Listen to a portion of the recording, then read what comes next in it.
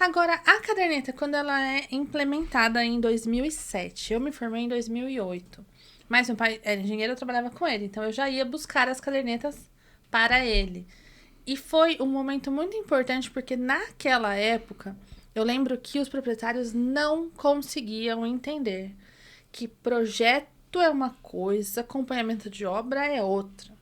Que projeto é uma coisa, que direção técnica de obra é outra. Eles queriam que contratar. Naquela época era R$ 12 o metro quadrado de projeto, não é isso? 2005, 2006, sei lá. Eu lembro dos números. E daquele valor ele já queria que estivesse incluso a responsabilidade técnica da construção. Gente, são coisas diferentes. Aqui em Atibaia eu vi essa mudança. Eu não era engenheira antes, mas pelo meu pai eu pude participar. Que os proprietários só conseguiram entender que são duas atividades profissionais diferentes depois que a caderneta chegou. Sim. Antes disso, os proprietários não conseguiam entender e não conseguiam aceitar que a gente tinha direito de receber duas coisas. Ou uma coisa e outra profissional para... Na verdade, prestar o serviço, né? Porque São duas prestações de serviço, né? eu comecei a trabalhar no escritório, começar a aprender a desenhar, né? Quando você estava em tempo livre da escola, começar a fazer alguma coisinha em prancheta e tal. Mas eu acho que isso é uma coisa que vem também com a exigência que a prefeitura faz, né? De que no ato do licenciamento você tem que ter o autor do projeto e o responsável técnico pela obra naquele ato do licenciamento. Então isso fez com que a gente, uma consciência coletiva de que era tudo uma coisa só. Então Porque se não assinar, se não tiver duas assinaturas ou assinatura pelas duas atividades, Exato. Não tem aprovação de projeto. Tá claro, no próprio selo da aprovação tá claro que ali tem duas atividades embutidas.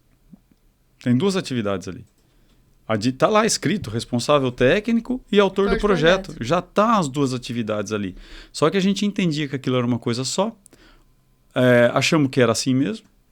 O proprietário da obra também acostumou que aquilo era uma coisa só. Quando não é. E aí, vamos falar um português muito claro. Eu participei disso quando eu era mais novo. O que era isso? Você assinava o projeto, nunca mais você ia na obra. Porque você não foi contratado para. Você não foi contratado para isso. Então Só que legalmente você estava responsável. A sua responsabilidade estava correndo. Isso ficava a cargo do empreiteiro que fazia a obra, do mestre de obra que estava lá, do pedreiro que o cliente contratava direto, nem te consultava. E um belo dia você passava em frente e falava, nossa, acho que esse projeto é meu. Já foi, já está pronto. Você não foi nem comunicado. Você não foi nem comunicado. Né? Então isso correu por muitos anos dessa forma.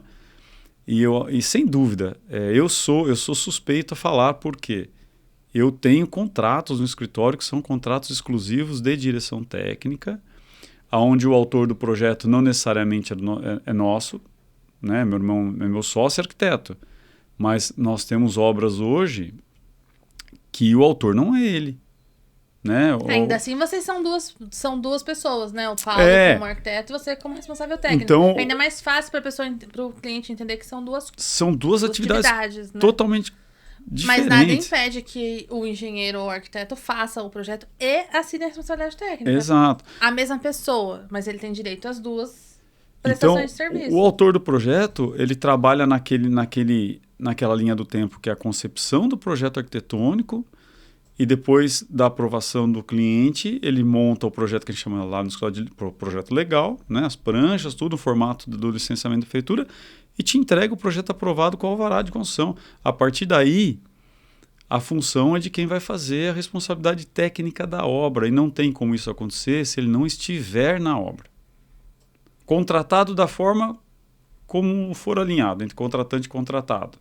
No nosso caso lá, a maioria dos contratos a gente atribui um pacote de horas mês e o valor do contrato é fechado de acordo com as horas que eu presto serviço.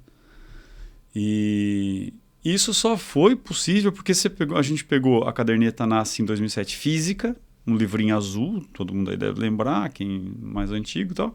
Mais experiente, mais antigo não. Mas ela ficou com a caderneta até agora, até pouco tempo.